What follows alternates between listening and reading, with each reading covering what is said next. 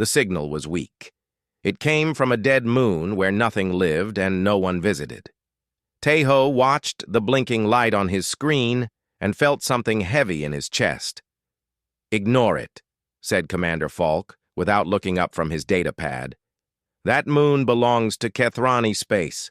Not our problem." Taeho stared at the signal. It pulsed like a heartbeat.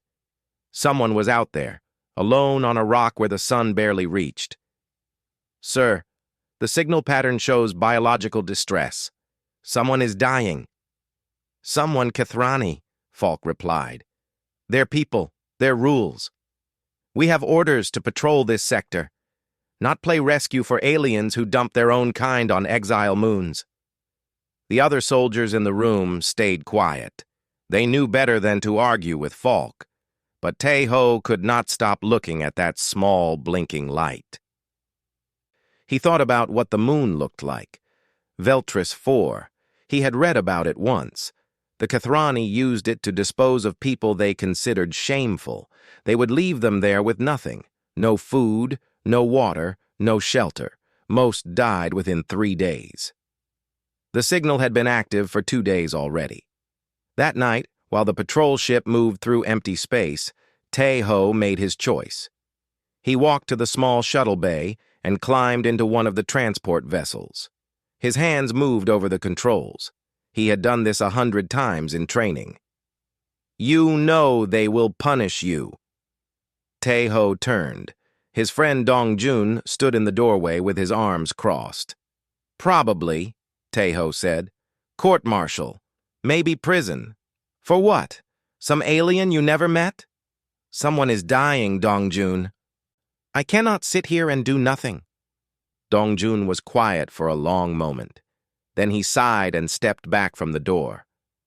"I did not see you leave," he said. Taeho nodded. "Thank you." The shuttle slipped away from the patrol ship and disappeared into the dark. Veltris IV was worse than Taeho had imagined. The surface was covered in gray sand that stretched in every direction. The air was thin and cold. His suit protected him, but he could feel the emptiness of this place pressing against him. He followed the signal on foot. The terrain was rough, filled with rocks and small craters. After an hour of walking, he saw something in the distance, a shape that did not belong to the landscape. He ran. She was half buried in the sand. Her skin was pale blue, like the color of ice under moonlight. Her clothes were torn and dirty. Dark blood had dried on her face and arms. She was not moving. Taeho dropped to his knees beside her and pressed his fingers to her neck. For a terrible moment, he felt nothing. Then he found it. A pulse, weak and slow, but there. "Hold on," he whispered. "I have you." He lifted her carefully. She weighed almost nothing. He could feel her bones through her skin. How long had she been here without food, without water? As he carried her back to the shuttle, she opened her eyes. They were silver, bright against her blue skin. She looked at his face, and her expression changed from confusion to fear. "Human," she breathed. "Yes. I am here to help you." "No." She tried to push away from him, but she had no strength. "No. You should not. They will kill you." "No one is killing anyone. Stay calm. Save your energy." She stopped fighting. Her eyes filled with tears. "Why?" she asked. "Why would you help me?" Taeho did not answer. He was not sure he had an answer. He just knew that leaving her here was not something he could do. On the shuttle, he gave her water and wrapped her in thermal blankets. The ship's medical scanner told him things he did not fully understand. Her biology was different from humans. She needed treatment he could not provide, but she was alive. That was enough for now. As the shuttle lifted off from that dead moon, the woman spoke again. Her voice was barely a whisper. "My name is Lyrian." "Taeho," he replied. "Taeho." She said his name slowly, like she was testing how it felt. "You do not know what you have done." "I saved someone who needed saving." "No." She closed her eyes. You have taken something that belongs to High Commander Vorath. He will come for me, and he will destroy anyone who stands in his way. Taeho looked at her. This small, broken woman wrapped in blankets. What could she have done to deserve death on an empty moon? Who is Vorath? He asked.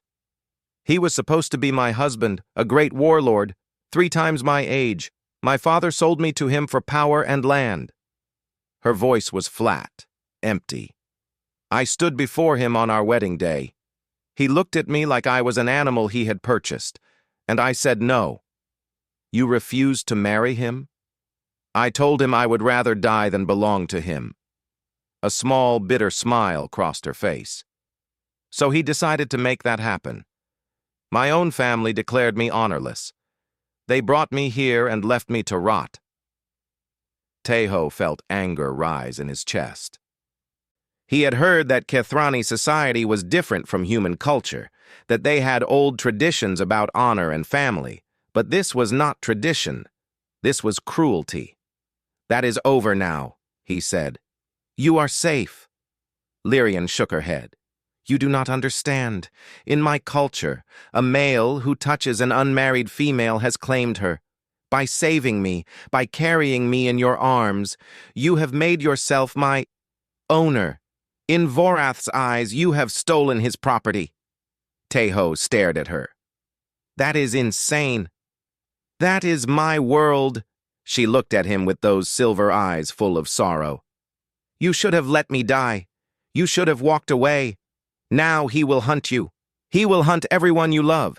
He will burn worlds to get me back, just to prove that no one can take what is his. The shuttle moved through space toward Station Meridian 7. Taeho did not know what waited for them there. He did not know how to fight a warlord or an empire. He was just one soldier who had made a simple choice. But looking at Lyrian, he knew he would make the same choice again. Then let him come, Taeho said quietly. I do not care about his laws or his pride.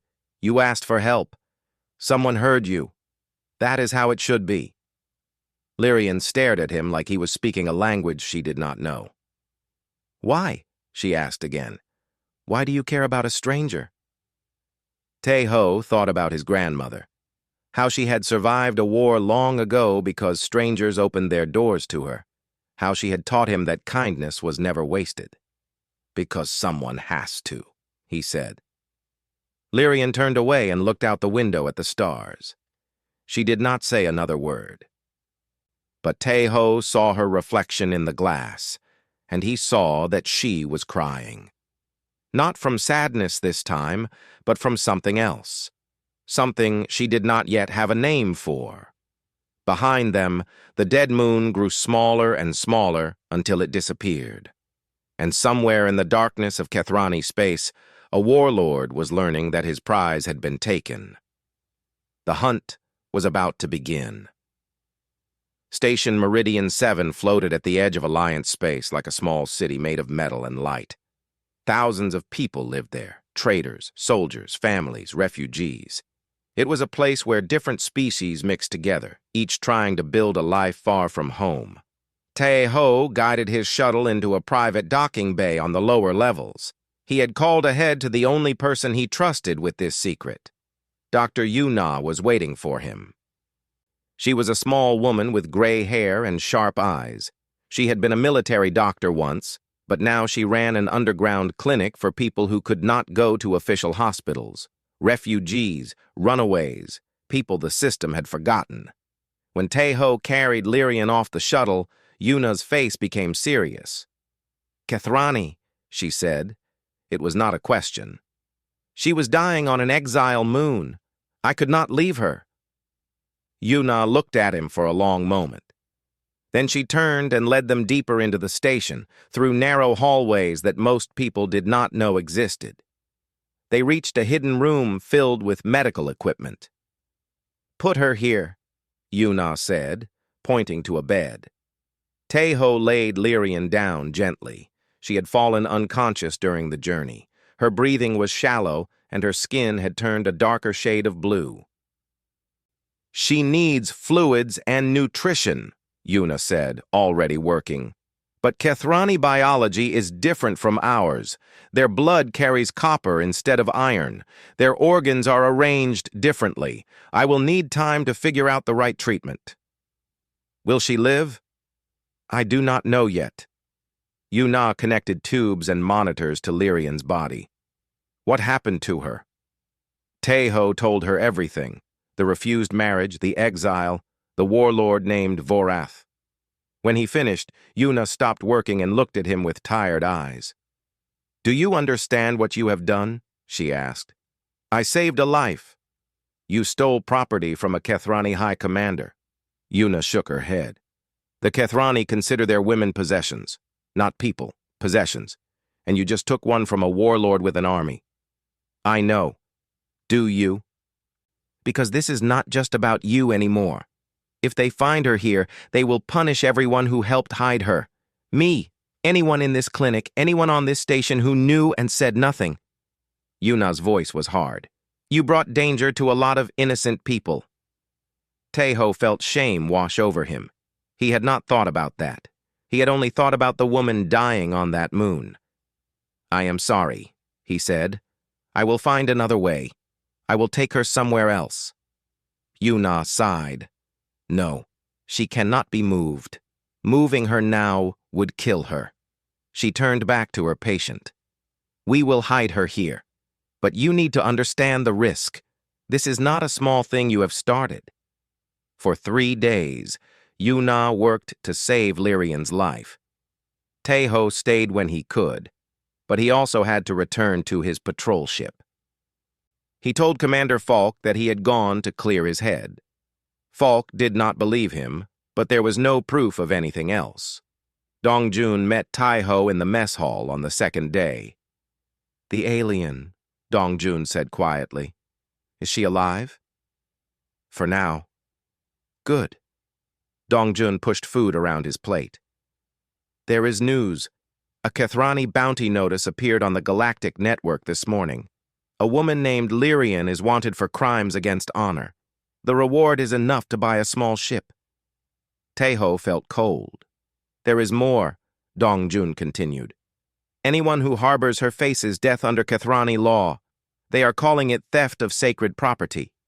She is not property. I know that. You know that. The Kethrani do not agree. Dongjun leaned closer. Brother, you need to be careful. If anyone connects you to this, I know. Dongjun studied his face. You are not going to walk away, are you? Would you? Dongjun was quiet. Then he smiled, small and sad. No, probably not. That is why we are friends. On the 4th night, Taeho received a message from Yuna. The message was simple. She is awake. He went to the clinic immediately. When he entered the hidden room, he found Lyrian sitting up in bed. She looked weak but alive. Her silver eyes watched him with confusion and fear. You came back, she said. I told you I would help you. I remember. She looked down at her hands. I also remember telling you to let me die. You did not listen. No. Yuna stood in the corner, watching them both. She has been asking questions, the doctor said. About you, about humans, about why anyone would risk so much for a stranger. Lyrian looked at Taeho. In my world, nothing is free. Every gift has a price. Every kindness is a debt to be collected later. She paused. What do you want from me? The question hit Taeho like a blow. He understood now what Yuna had meant about Kethrani culture. Lyrian had never experienced kindness without conditions. She could not imagine it existed. I want nothing from you, he said. Impossible. You touched me. You carried me. In my culture, that means you have claimed me. I am yours now. Her voice shook. So tell me what you want. Tell me what I must do to repay this debt. Taeho knelt beside her bed so their eyes were level. Listen to me, he said. I do not own you. No one owns you. You are a person, not property. I saved you because you were dying and I could help. That is all. There is no debt. There is no price. Lyrian stared at him. Her lips trembled. You are lying. I am not. Then you are a fool, a kind fool, but still a fool. Tears ran down her blue cheeks. You do not know my people. You do not know Vorath. He will not stop. He will never stop. And when he finds me, he will make everyone suffer. You, the doctor, everyone. Then we will face him together. Lyrian laughed. It was a broken sound. Together? I am nothing. I have no family, no friends, no honor. Why would anyone stand with me? Yuna spoke from the corner. Because humans are stubborn. When we decide someone matters, we do not let go easily. She walked closer and sat on the edge of the bed. I have seen many people in this clinic. Refugees who lost everything. Survivors who thought they had no reason to live. They all asked the same question you are asking. Why would anyone help me? And what did you tell them?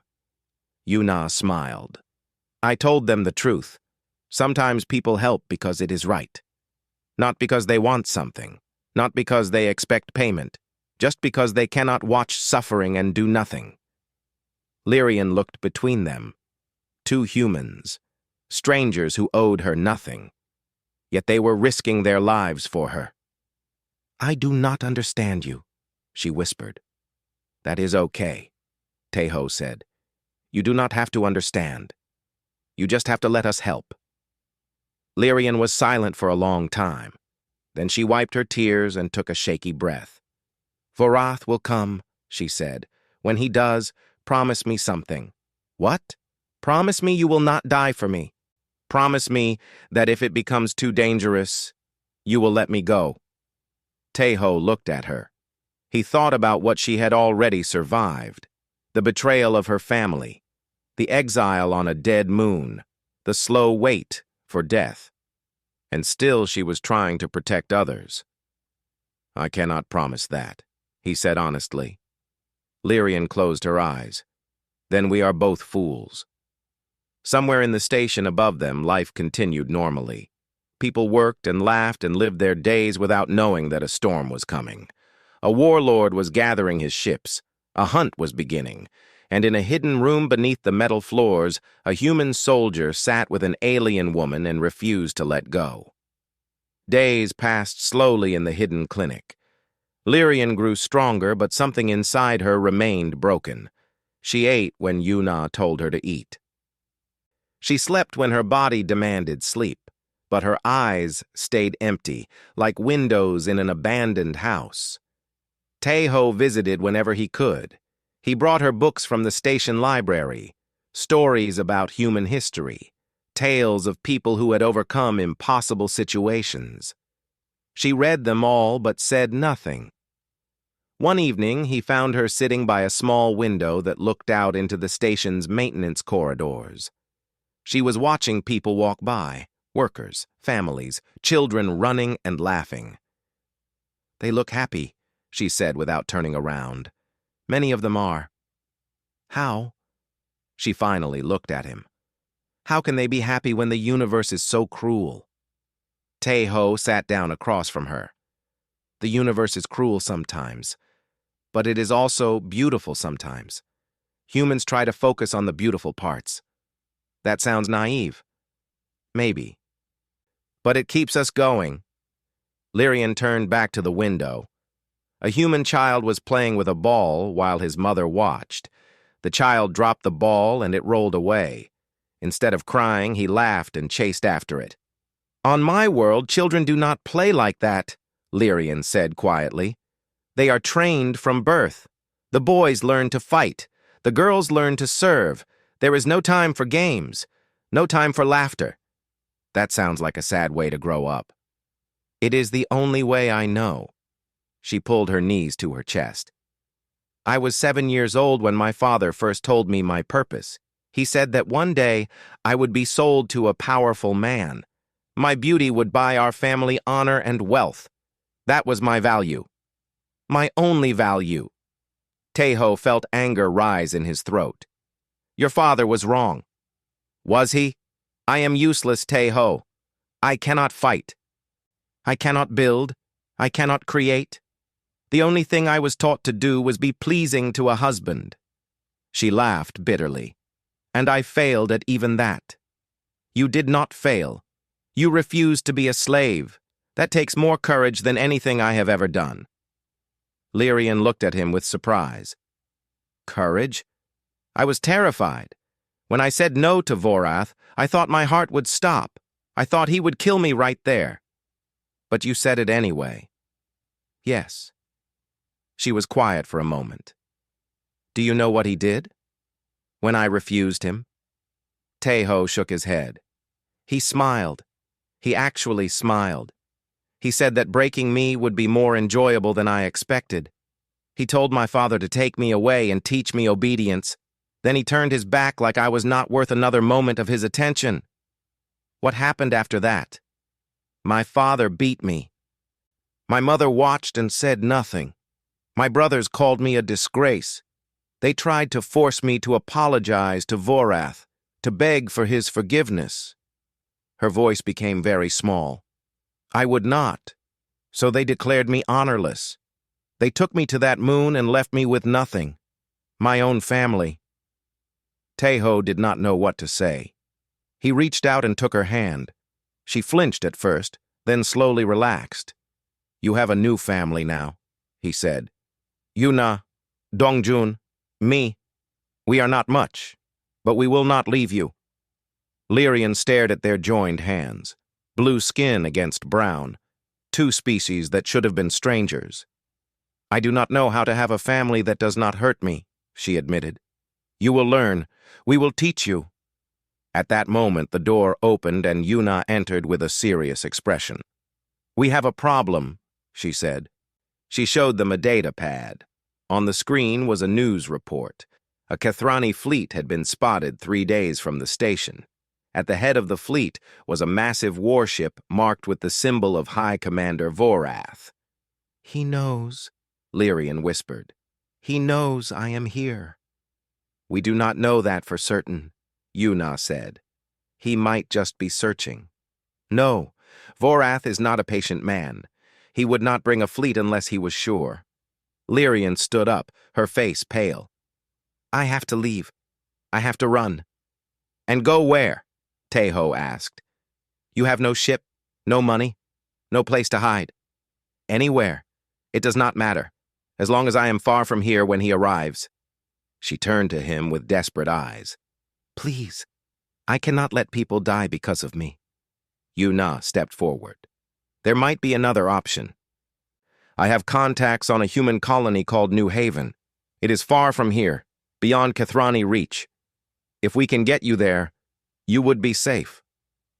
How do we get her there? Tae-ho asked. I am working on that. There are smugglers who owe me favors, but it will take time to arrange. How much time? Yuna hesitated. A week, maybe more. Tae-ho looked at the data pad. 3 days until Vorath arrived. A week to arrange escape. That is not enough time. I know. Yuna took a deep breath. We need to hide her better, and we need to hope that Vorath does not find her before we can move. That night, Tae-ho returned to his patrol ship with a heavy heart. He reported for duty like nothing was wrong. He followed orders. He did everything a good soldier should do. But his mind was on Lyrian, on the fear in her eyes, on the fleet that was coming. Dongjun found him in the weapons bay, checking equipment that did not need checking. You heard the news, Dongjun said. Yes. The whole station is nervous. Everyone knows the Kethrani are coming. They just do not know why. Tae-ho said nothing. Brother. Dongjun put a hand on his shoulder. I know you want to save her. But if Vorath demands her, the station will have to give her up. The Alliance cannot fight a war over one person. I know. So what are you going to do? Tae-ho looked at his friend. Dongjun had been with him through training, through battles, through everything. They had saved each other's lives more times than he could count. I do not know yet, Taeho admitted. But I cannot let them take her. You did not see her on that moon. You did not see what they did to her. She deserves better. Dongjun was quiet for a long moment. Then I will help you, he said finally. Whatever you need, I am with you. You could lose everything. So could you. But you are my brother. Where you go, I go. Taeho felt something warm spread through his chest. Gratitude. Hope. Thank you. Dongjun smiled. Do not thank me yet. We still have to figure out how to hide an alien woman from an entire war fleet. Above them, the stars continued their silent dance. Ships moved through the darkness. Somewhere out there, Vorath was getting closer, and in a hidden clinic beneath the station, Lyrian sat alone, wondering if she would ever stop running. She thought about Taeho's words. You have a new family now. She wanted to believe him. She wanted to believe that people could be kind without wanting something in return. But all her life, she had learned that kindness was a trap, that everyone had a price, that in the end, she would always be alone. She looked down at her hand. She could still feel the warmth of Taeho's touch. Maybe, she thought, just maybe, humans were different. Maybe she could learn to trust again. The Kathrani fleet arrived on the third day exactly as expected. 12 warships emerged from hyperspace and surrounded Station Meridian 7 like predators circling wounded prey. At the center of the formation was the largest vessel anyone on the station had ever seen. Its hull was covered with weapons. Its engines burned with blue fire. On its side, painted in gold, was the symbol of High Commander Vorath. Within minutes, every screen on the station displayed the same face, Vorath himself. He was tall for a Kathrani, with dark purple skin and eyes like black stones. His voice filled every corridor. Attention, Station Meridian 7. I am High Commander Vorath of the Kathrani Imperial Fleet. You are harboring a criminal, a thief, a woman named Lyrian who belongs to me by sacred law. People stopped walking, stopped working. Everyone watched the screens. Surrender the woman and anyone who helped her within 12 hours. If you refuse, there will be consequences. This is not a negotiation. This is a command. The message ended. Silence filled the station. In the command center, Captain Yunji watched the fleet through the observation window. She was a woman of 50, with silver hair and a face that showed no fear. She had led soldiers through 3 wars. She had made impossible decisions before, but this was different. How many weapons do they have? She asked her officers. Enough to destroy the station 10 times over, came the answer. And our defenses? We have shields and basic weapons. We could hold them off for maybe an hour. Then they would break through. Yunji closed her eyes. 60,000 people lived on this station. Families, children, workers who had nothing to do with Kathrani politics. Find this woman, she ordered. Find her now. Taeho heard the announcement while on patrol duty. His blood went cold. He looked at Dongjun, who stood beside him. They will search everywhere, Dongjun said quietly. We need to move her. Where? The whole station is locked down. No ships are leaving. Taeho's mind raced. Yuna's clinic was well hidden, but it would not stay secret forever. If security teams started searching the lower levels, they would find her. He made a decision. Cover for me, he told Dongjun. I need to see her. He reached the clinic just as Yuna was watching the announcement on her own screen. Lyrian stood behind her, pale and shaking. I heard, Lyrian said. I have to surrender. No. Taeho, he will destroy this station, 60,000 people. I cannot let them die because of me. You do not know that he will actually attack. I know, Vorath. Her voice was firm despite her fear. He is not bluffing. He would burn this entire station just to prove a point. His pride is more important to him than any life. Yuna turned to face them. She might be right. I have been studying Kethrani history. Vorath has destroyed settlements before. Whole colonies. He does not make empty threats. Teho felt desperation rising in his chest. There has to be another way. What way? Lyrian stepped closer to him. Tell me another way that does not end with innocent people dying. He could not answer. Lyrian reached out and touched his face. Her blue fingers were cool against his skin. You saved my life, she said softly. You showed me that kindness exists. That is more than anyone has ever given me. But I cannot repay that gift by letting others suffer. Lyrian, tell me why. Her silver eyes searched his face. Tell me why you care so much.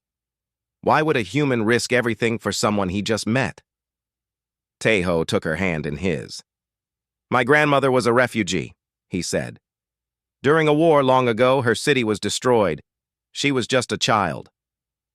She walked for days through burned land with nothing, no food, no family. She should have died. Lyrian listened in silence. But she did not die, because along the way strangers helped her. A farmer gave her bread. A woman hid her from soldiers. A man carried her across a river. None of them knew her. None of them owed her anything. They helped because they could.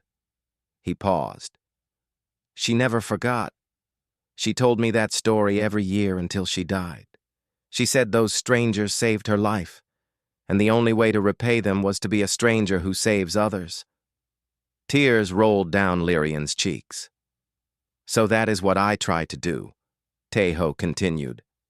When I found you on that moon, I did not see a Kethrani or a criminal or property.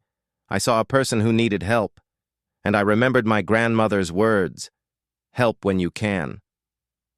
That is what humans do. Not all humans, Lyrian whispered.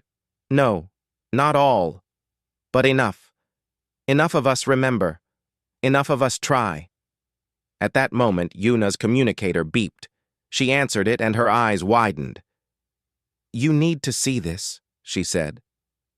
She turned on the station's public broadcast. Captain Yunji was speaking to Vorath directly. High Commander, we acknowledge your request. However, this station operates under Alliance law. We cannot surrender anyone without proper legal proceedings. Vorath's laugh was ugly. Legal proceedings? The woman is my property under Kethrani law. Your laws mean nothing. They mean something to us. Give us time to locate the woman and determine the proper course of action. You have 12 hours. After that, I will begin demonstrating the consequences of defiance. Vorath leaned closer to the screen. I will start with your civilian sectors, your families, your children. Then you will understand that my laws are the only ones that matter. The broadcast ended. In the clinic, no one spoke. Vorath had just threatened to murder civilians, children, innocent people who had done nothing wrong. Lyrian's face became hard. That is enough, she said. I will not wait for more threats. I am going now. She moved toward the door. Teho grabbed her arm. Wait! For what? For him to start killing? No! She pulled away. Let me go. Let me end this. Before she could move further, Yuna's communicator beeped again. The doctor answered, listened for a moment, then made a strange sound. What is it? Teho asked. Yuna looked up with an expression of complete shock. Ships, she said. Ships are coming. Human ships. Hundreds of them. Alliance military? No, civilian ships, colony vessels, transport craft. They are coming from everywhere. She checked her screen again. The news of Lyrian's story spread. It went across the human networks. People are talking about the woman who was left to die because she refused to be a slave. They are talking about the human soldier who saved her. She looked at Teho. They are coming to help. Lyrian's legs gave out. She would have fallen if Teho had not caught her. That is impossible, she breathed. They do not even know me. They know enough. Taeho held her up. They know that someone needed help. That is all they need to know. Within the hour, the first human ships arrived. Small vessels at first, then larger ones. Colony ships filled with ordinary people who had heard the story and decided to act. They formed a line between Vorath's fleet and the station. Captain Yoon-ji stared at the growing fleet in disbelief. Her communications officer turned to her. "Captain, we are receiving a message from the civilian ships. They say they are here to stand witness. They say that if Vorath wants to attack, he will have to go through them first." Yoon-ji felt something she had not felt in years. Pride. Pride in her species. "Send them a message back," she said. "Tell them thank you, and tell them to hold the line." In the clinic, Lyrian watched the ships arrive through a small screen. Hundreds of lights moving through the darkness. Strangers coming to defend a woman they had never met. "I do not understand," she said again and again. "I do not understand." Taeho stood beside her. "You asked me why humans care about strangers," he said. "This is why.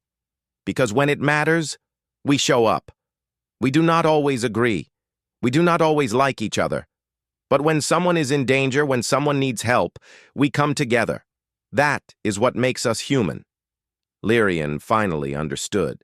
She was not alone anymore. She had never been alone. She just had not known how to see it. Vorath stood on the bridge of his warship and watched the human ships arrive. His officers waited in nervous silence. No one wanted to speak first. "How many?" Vorath finally asked. 417 vessels, Commander. More arriving every hour." "Weapons?" "Minimal. Most are civilian craft. Colony ships, transport vessels. A few have basic defense systems, but nothing that could threaten our fleet." Vorath should have laughed. These humans thought they could stop him with unarmed ships, with farmers and workers and ordinary fools. It was pathetic. But he did not laugh. Something about the situation disturbed him. The humans were not running. They were not negotiating. They were simply arriving, one by one, forming a wall of ships between his fleet and the station. "What are they doing?" he muttered. His second-in-command, a veteran officer named Keth Val, stepped forward carefully. "They appear to be making a statement, Commander. Their communications indicate that they will not allow us to attack the station. They cannot stop us. Our weapons would tear through them in minutes." "Yes, Commander. But they seem willing to die anyway." Vorath turned to face the officer. "Willing to die? For what? For one worthless female who rejected her duty? I do not understand their reasoning either, Commander. But the reports say that the woman's story has spread across human space. They call her brave. They call the soldier who saved her a hero." "A hero." Vorath tasted the word like poison. "He is a thief. He stole my property. There is no honor in that." "The humans do not see it that way." Vorath slammed his fist against the console. The bridge crew flinched. "I do not care what the humans see. I will have what is mine. Send another message. Tell them they have 2 hours. If the woman is not surrendered, I will begin targeting civilian ships." On Station Meridian 7, Captain Yoon-ji received the new deadline. She gathered her officers and the leaders of the civilian fleet for an emergency meeting. "He is not backing down," she said. "He will attack in 2 hours." A woman named Soon-hee, who commanded one of the colony ships, spoke up. "Then let him. We knew the risk when we came here." "You could all die," Yoon-ji said bluntly. "Your ships have no real weapons. You cannot fight a Kethrani war fleet." "We know." Soon-hee smiled sadly. "But some things are more important than survival. If we run now, we tell the galaxy that humans abandon people in need, that we only help when it is safe and easy. That is not who we are." Other voices joined her. Old men, young women, people from different colonies and different walks of life. They all said the same thing. We are not leaving. Yunji felt humbled. These were ordinary people. They had families waiting for them, dreams they wanted to pursue, lives they wanted to live, and they were willing to throw all of that away for a stranger. Very well, she said. We stand together. In the hidden clinic, Lyrian watched the clock count down. 2 hours. Then destruction. She had made her decision hours ago. She was going to surrender. She was going to walk onto Vorath's ship and accept whatever punishment he wanted to give her. She would not let innocent people die. She waited until Tae-ho left to speak with Captain Yunji. Then she wrote a message and left it on the bed. The message was simple. Thank you for showing me kindness. Thank you for showing me that I have value, but I cannot watch others suffer for me. Please forgive me. Please forget me. Live your life, Tae-ho. Find someone who deserves your goodness. She walked through the maintenance corridors until she reached a service lift. It took her to the main docking level. Security was everywhere, but they were focused on the external threat. No one noticed one more blue-skinned woman in the crowd. She found the docking bay where Kathrani shuttles waited. Vorath had sent transport ships to collect her. All she had to do was walk through those doors. She was 10 steps away when a hand grabbed her arm. Tae-ho. How did you find me? She asked. Yuna told me you were gone. I knew where you would go. He was breathing hard, like he had been running. You cannot do this. I have to. No. He did not let go of her arm. You do not have to sacrifice yourself. Look outside, Tae-ho. Look at those ships. Those people came here for me. They will die for me. I am not worth that. You are worth exactly that. You are worth exactly as much as any of them. That is why they came. Lyrian shook her head. You do not understand. I have lived my whole life being told I am worthless, property, a thing to be sold and used. You cannot undo that in a few days. You cannot make me believe I matter. Tae-ho stepped closer. His eyes were bright with emotion. Then let me show you. Let me spend every day showing you. Let me prove that you matter, not because of what you can do for others, but because of who you are. He took her hand. Lyrian, I did not save you on that moon because I wanted a reward. I saved you because leaving you was impossible. When I saw you lying in that sand, something inside me knew that I would never forgive myself if I walked away. Tears fell from her silver eyes. That does not make sense. Love never makes sense. The word hung in the air between them. Love. Such a small word for such a powerful thing. You barely know me, Lyrian whispered. I know enough. I know you were brave enough to refuse a monster. I know you were strong enough to survive when your own family abandoned you. I know you are kind enough to sacrifice yourself for strangers. He lifted her hand to his chest, over his heart. I know I want to spend the rest of my life learning everything else. Before Lyrian could respond, alarms began blaring throughout the station. Red lights flashed. People started running. Warning! A voice announced. Kathrani fleet is engaging weapons. All personnel to emergency stations. Tae-ho pulled Lyrian away from the docking bay. Come with me. We need to get to safety. There is no safety. He will destroy everything. But Tae-ho was not listening. He was leading her back toward the command center, toward the place where Captain Yunji was coordinating the defense. When they arrived, the observation deck was filled with officers and civilian leaders. Everyone was watching the space outside. Vorath's fleet had moved into attack formation. Weapons glowed with charging energy. The human civilian ships held their position, refusing to move. Captain Yunji stood at the center console, her voice calm. All ships, hold the line. Do not engage. I repeat, do not engage. Captain, an officer said, they are targeting the civilian fleet. If they fire, hundreds will die. I know, Yunji's face was stone, but we will not fire first. We will not be the ones to start this war. Lyrian pushed through the crowd until she reached the captain. "Please," she said.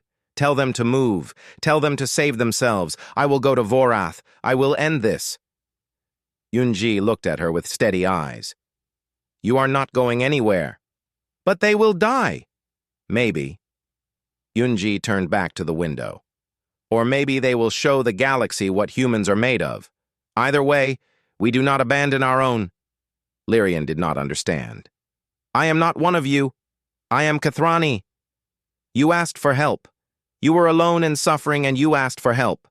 That makes you one of us." Yunji smiled grimly. "Welcome to humanity, Lyrian. We take care of each other, even when it hurts." Outside, Vorath gave the order. "Fire!" The first shots streaked across space toward the civilian ships. In seconds, everything would change. But then something unexpected happened, something that would be remembered for generations. The human ships did not run. They did not scatter. Instead, they moved closer together, forming a tighter wall. And they began broadcasting a message. The message was simple. It was sung by thousands of voices from hundreds of ships. An old human song about standing together, about not being afraid. Vorath's officers hesitated. Some of the shots missed. Others hit shields that should not have held but somehow did. And on the bridge of the warship, Vorath felt something he had not felt in years. Doubt. These humans were insane. They were throwing themselves in front of his weapons with nothing but words and songs. They should be terrified. They should be begging for mercy. But they were not. They were standing firm. They were not afraid to die. And for the first time in his life, Vorath wondered if he was fighting something he could not defeat. Vorath's warships fired again and again. Energy beams cut through space like burning knives. Explosions bloomed in the darkness as human ships were hit, but the human fleet did not break. Every time a ship was destroyed, others moved to fill the gap. Every time a section weakened, reinforcements arrived. They were losing vessels. People were dying. And still they held the line. Taeho watched from the observation deck with his heart pounding. He should be out there. He should be fighting. "I need to go," he told Lyrian. "No. You will die. People are dying right now because they came to help you. I cannot stand here and do nothing." Lyrian grabbed his arm. "Please, I just found you. I cannot lose you already." Taeho looked at her. This woman who had been through so much, who had finally started to hope. How could he leave her now? But how could he stay while others died? Dongjun appeared beside them. "Brother, the shuttle bay needs pilots. Our patrol ships are launching to support the civilians." "I know." Taeho turned to Lyrian. "I have to do this. Not just for you. For everyone." Lyrian's eyes filled with tears, but she nodded. "Then come back to me. Promise you will come back." "I promise." He kissed her forehead. Then he ran. The shuttle bay was chaos. Pilots were climbing into every available craft. Mechanics were rushing to prepare ships that had not been used in months. Captain Yunji's voice came over the speakers. "All pilots, your mission is escort and rescue. Protect the civilian ships. Extract survivors from damaged vessels. Do not engage Kathrani warships directly. Repeat, do not engage directly." Taeho climbed into a patrol shuttle. Dongjun took the ship beside him. They launched together into the fire. Space was filled with light and death. Kathrani weapons tore through the darkness. Human ships burned and fell, but the humans kept coming. For every ship that died, 2 more arrived to take its place. Taeho flew between the lines, pulling survivors from crippled vessels. He watched ordinary people float through broken hulls, clinging to life with nothing but determination. A farmer from New Haven, a teacher from Sigma Colony, a grandmother who had traveled 3 days just to stand witness. "Why did you come?" Taeho asked one survivor as he pulled her aboard. The woman was bleeding from a cut on her head, but she smiled. Because someone had to. That girl deserves a chance. We all deserve a chance. On Vorath's flagship, the High Commander was losing patience. His fleet had superior firepower, his weapons were devastating, but the humans would not stop coming. "How many ships do they have?" he demanded. "Over 700 now, Commander, and more arriving." 700? Where are they coming from?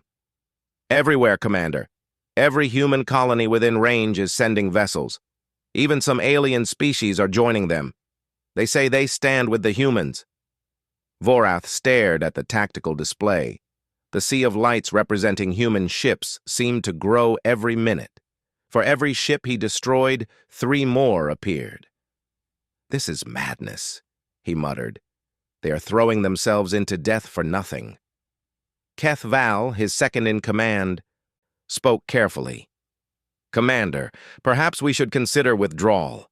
This battle is costing us resources. The political consequences of killing so many civilians could be severe." "Withdrawal?" Vorath turned on him with fury. "I do not withdraw. I do not surrender. I will have that woman if I have to burn every ship in this sector." "Commander, the Kathrani Council will not approve of this action. We are killing unarmed civilians. Our own laws forbid this." "Do not speak to me of laws. I am the law here." Kethval fell silent, but something had changed in his eyes. Something that looked like doubt. In space, Teho's shuttle was hit. Alarms screamed. Smoke filled the cockpit. He struggled to keep the ship steady as systems failed around him. "Brother!" Dongjun's voice came over the radio. "Your engines are damaged. You need to fall back." "I cannot. There are still people out there." "You will die if you stay." Teho looked out the window. A civilian ship was tumbling through space, its hull breached, its crew trapped. He could see figures moving inside, pounding on windows. "I have to try," he said. He pushed his damaged shuttle toward the civilian ship. Every second brought new warnings: fire, structural damage, life support failure. But he kept going. He reached the ship and docked with the broken airlock. The connection was unstable. The whole structure shook, but he managed to pull 6 survivors aboard before the civilian vessel exploded. His shuttle limped away from the destruction, barely holding together. He was half a kilometer from the station when his engines finally gave out. "I am done," he radioed. "Engines are dead. I need pickup." "On my way," Dongjun replied. But before Dongjun could reach him, something happened that changed everything. On the station observation deck, Lyrian watched the battle with growing despair. She saw ships die. She saw Teho's shuttle get hit. She saw him drift helplessly in space. This was her fault. All of it. All this death and destruction because she had refused to marry a monster. She had to end it. She walked to the communications console. The officers were too busy to notice her. She activated a broadcast on all frequencies. "Vorath," her voice echoed across space. Every ship, human and Kathrani alike, heard her speak. "Vorath, this is Lyrian. I know you can hear me." On the flagship, Vorath turned to the screen. There she was, the woman who had humiliated him, the woman who had said no. "I am speaking to you," Lyrian continued, "but I am also speaking to your fleet, to your soldiers, to everyone who serves under you." "Silence her," Vorath ordered, but his communications officers could not. The humans were amplifying her signal. It reached every corner of the battlefield. "I refuse to marry you because you are a monster," Lyrian said. Her voice was calm now, steady. "You see people as things. You see women as property. You believe that power gives you the right to own others. But you are wrong." Vorath's face twisted with rage. "These humans came to save me, not because they wanted anything from me, not because I could give them power or wealth. They came because they believe that every person has value, that every life matters, that no one should be abandoned." She paused. The galaxy listened. "I used to believe I was worthless. My family told me so. My society told me so. You told me so when you tried to buy me like an animal. But I know better now. I know that I matter. And I know that you do not control me. Vorath screamed orders at his crew. Destroy the station! Destroy it now! But his crew hesitated. They looked at each other with uncertain eyes. Keth Val stepped forward. Commander, I cannot follow that order. What? You are ordering us to murder civilians in violation of Kethrani military law. I will not do it. He turned to the other officers. None of us will. Vorath drew his weapon. You dare defy me? I dare uphold the honor of our people, something you have forgotten. Keth Val nodded to security officers. Arrest the commander. He is relieved of duty. Vorath fired at Keth Val, but guards tackled him before he could aim. He fell to the deck, struggling and cursing as they bound his hands. Keth Val took command of the flagship. All Kethrani vessels cease fire, he ordered. This battle is over. We are withdrawing. Across space, weapons fell silent. Ships stopped shooting. The humans watched in disbelief as the Kethrani fleet began to pull back. On the station, cheers erupted. People hugged each other. Strangers wept together. Lyrian stood alone at the communications console, trembling. She had done it. She had stood up to the monster who had haunted her dreams, and she had won. Yuna found her there, crying silently. You did it, the doctor said. Lyrian shook her head. No, they did it. All of them. The humans, the pilots, everyone who refused to run. She wiped her tears. I just reminded them what they were fighting for. Outside, Dongjun had reached Taiho's shuttle. He was towing it back to the station. Taiho was injured, but alive.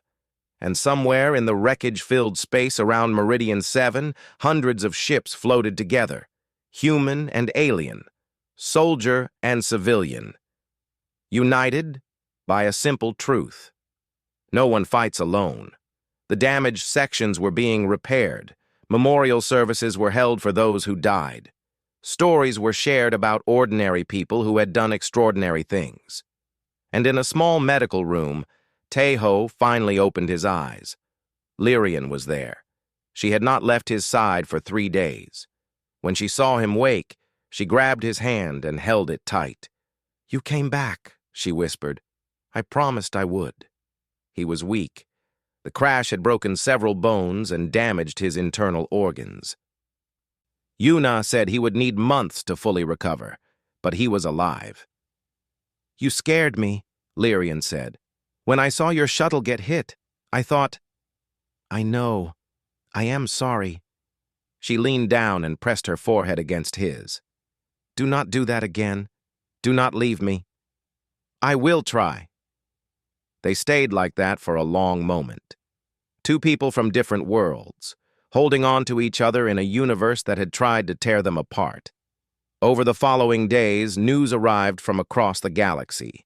The Kethrani Empire, embarrassed by Vorath's actions, officially pardoned Lyrian. They called it a gesture of goodwill toward the Alliance. Everyone knew the truth. They were afraid of looking like monsters after the galaxy had watched them attack unarmed civilians. Vorath was put on trial by his own people. The charges were numerous. Violation of military codes, attempted murder of civilians, bringing dishonor to the Empire. He would spend the rest of his life in prison. Lyrian received the news with mixed feelings. She was free, officially and completely free. No one would hunt her anymore. No one would claim ownership of her. But freedom was strange. She had never experienced it before. Taiho also faced consequences. Captain Yunji called him to her office as soon as he could walk again. You disobeyed direct orders, she said. You went to that moon when you were told to stay away. You harbored a fugitive. You lied to your commanding officer. Taiho stood at attention. Yes, Captain. The punishment for these actions is severe. You could face court-martial, prison, dishonorable discharge. I understand. Yunji was quiet for a moment. Then she pulled out a data pad. However, she continued, I have received over 10,000 messages from citizens across human space. They all say the same thing.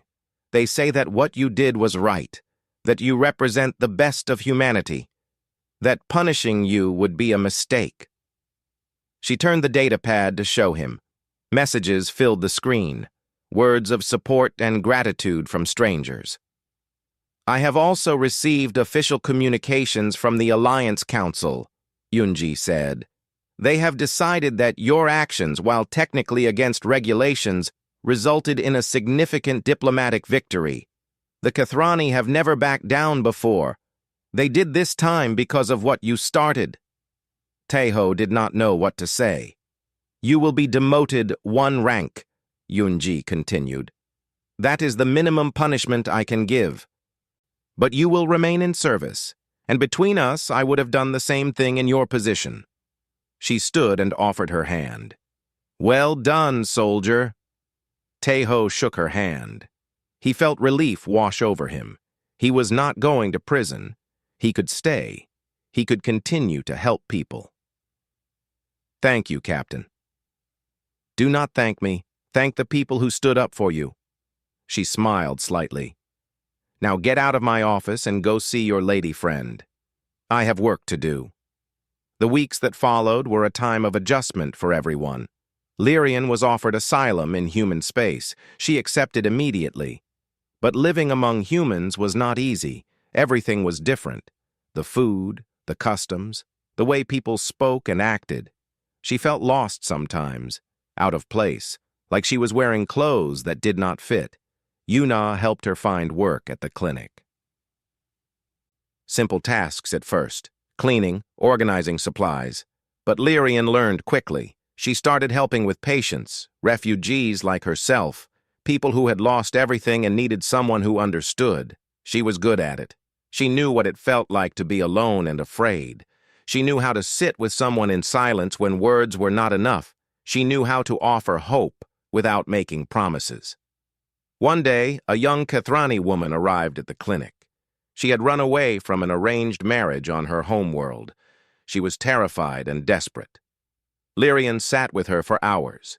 She told her own story. She explained that escape was possible, that freedom existed. How? The young woman asked. How do you live without a master? Lyrian thought about the question. It was the same question she had asked herself so many times. One day at a time, she said. You learn to make your own choices, small ones at first. What to eat, what to wear, where to go, then bigger ones. What to believe, who to trust, what kind of person you want to be. Is it scary? Yes, every day.